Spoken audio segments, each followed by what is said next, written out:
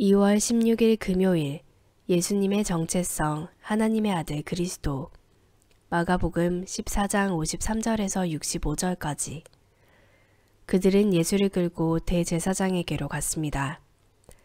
대제사장들과 장로들과 율법학자들이 모두 모여들었습니다.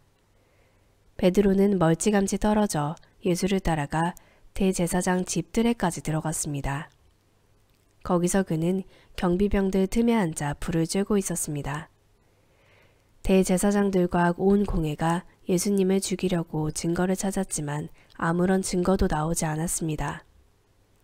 많은 사람들이 예수에 대해 거짓 증언을 댔지만 그들의 증언이 서로 맞지 않았습니다.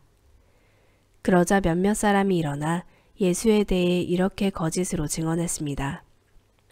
우리는 저 사람이 내가 손으로 지은 이 성전을 헐고 손으로 짓지 않은 다른 성전을 3일 만에 세우겠다고 하는 소리를 들었습니다. 그러나 이 사람들이 한 증언도 서로 맞지 않았습니다.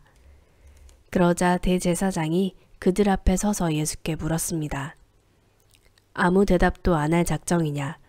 이 사람들이 너에 대해 이렇게 불리한 진술을 하고 있지 않느냐?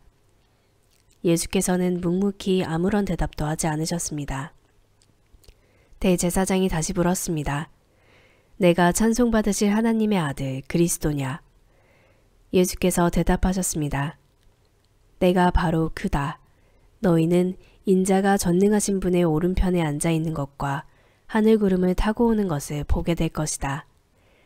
대제사장은 자기 옷을 찢으며 말했습니다.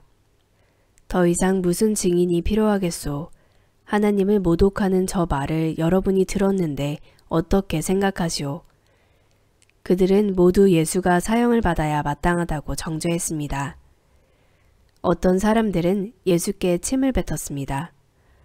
또 예수의 얼굴을 가리고 주먹으로 때리며 말했습니다. 누가 때렸는지 예언자처럼 맞춰보아라. 경비병들도 예수를 끌고 가 마구 때렸습니다. 오늘의 말씀 요약. 예수님이 대제사장 집으로 끌려가시자 베드로는 멀찌감치 따라 그 집 뜰 안까지 들어갑니다. 공회는 예수님을 죽일 증거를 찾지만 거짓 증언만 많고 서로 일치하지 않습니다. 대제사장이 예수님께 찬송받으시리의 아들 그리스도인지를 묻고 이를 인정하신 예수님을 신성모독으로 정죄합니다. 본문 해설, 거짓 증인들 14장 53절에서 59절까지 예수님이 체포되시자 모든 공회원이 모입니다. 예수님은 먼저 전임 대제사장 안나스에게 이송되어 예비 재판을 받으신 후 안나스의 사위요 현직 대제사장인 가야바에게 공회 재판을 받으십니다. 두 사람 이상의 증언이 부합해야 법적 효력이 있기에 대제사장들과 온 의회는 거짓 증언들을 동원합니다. 예수님을 고소할 명분을 찾지만 서로의 증언이 다릅니다. 특히 이 성전을 허물라 그러면 내가 3일 만에 다시 세우겠다 라는 예수님 말씀에 내가 성전을 헐고로 왜곡해 성전 모독죄로 기소하려 하지만 그것에 대한 증언도 일치하지 않습니다. 율법의 수호자를 자처하던 대제사장들이 예수님을 죽이고자 위증하지 말라는 10계명 제9계명을 범합니다. 예수님을 죽이기 위해 대제사장들이 취한 방법은 무엇인가요? 거짓 증언의 자리를 권고받을 때 성도는 어떻게 해야 하나요? 신분을 드러내시는 예수님 14장 60절에서 65절까지 예수님을 성전 모독죄로 기소하려는 계획이 무산되자 대제사장이 내가 찬송받으실 하나님의 아들 그리스도냐? 라고 직접 신문합니다. 거짓 증언에 침묵하시던 예수님이 그 질문에는 내가 바로 그다 라고 답변하십니다. 이것은 하나님 아들의 자기 선언입니다. 예수님은 인자가 전능자의 오른편에 앉은 것과 구름을 타고 오는 것을 보게 되리라고 하십니다. 오른편에 앉으신 인자는 하나님께 위임받은 심판자를, 구름을 타고 오심은 영광스러운 재림을 의미합니다. 대제사장은 옷을 찢으며 분노하고 사람들은 침을 뱉으며 폭력을 행사합니다. 죄인들이 죄 없으신 하나님 아들을 사형시켜야 마땅하다고 정죄합니다. 예수님이 공회 앞에서 자신이 그리스도임을 시인하신 이유가 무엇인가요? 예수님을 하나님 아들 그리스도로 믿는 것이 왜 중요한가요? 오늘의 기도. 주님, 많은 사람의 조롱과 배척에도 굴하지 않으시고 진리를 선포하신 주님처럼 살기를 원합니다. 사람들의 반응과 제 이미지에 신경 쓰느라 정작 제가 알고 믿는 진리를 전하는 일에 주저했음을 회개합니다. 예수님의 죽음, 부활, 재림이 제 신앙생활의 핵심이 되게 하소서.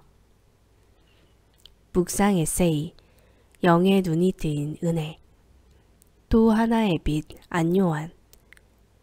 저는 37살 때 실명했습니다. 그 이후 쓰나미와 같은 고통과 연단을 받았습니다. 모든 지인과 가족이 저를 떠났을 때 저는 살 수가 없었습니다. 어둠 속을 방황하면서 홀로 방 안에 머물며 생각할 수 있었던 것은 죽음밖에 없었습니다. 저는 차라리 생명을 포기하려고 여러 가지 방법을 시도했습니다. 굶어도 받고 머리를 쥐어받고 칼로 자해까지 했습니다. 그러나 죽지 않는 겁니다. 그때 성령께서 도우셨는지 제 마음속에 과거의 잘못된 삶이 떠올랐습니다. 생각해보니 제 삶은 죄로 뭉쳐진 것과 같았습니다. 제가 예수님을 박해하고 침을 뱉고 매를 때린 흉악한 죄인임을 깨달았습니다. 저는 참을 수가 없어서 눈물로 회개했습니다. 고통에 멍에 벗으려고 예수께로 나갑니다. 낭패와 실망당한 뒤에 예수께로 나갑니다. 교만한 마음을 버리고 예수께로 나갑니다.